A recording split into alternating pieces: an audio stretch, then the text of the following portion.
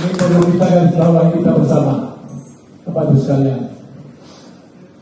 Khususnya kepada tambak emas yang secara ilegal dengan ada eskavator torpedo di hutan, mulai hari ini saya bagi amaran waktu untuk dikeluarkan dari hutan.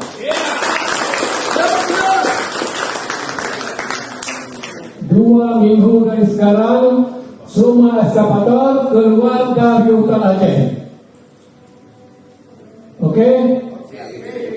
Dan jika tidak, selepas 2 minggu kami akan evaluasi dan kami akan periksa kalau tidak ada ketentuan yang akan kita berikan.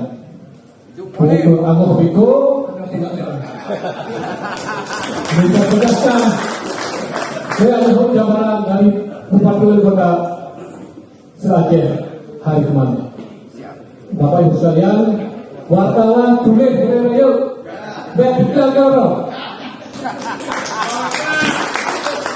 Jadi serasa yang amalan si Kapolri hari ini adalah saya tidak mampu karena ini untuk kepentingan Aceh.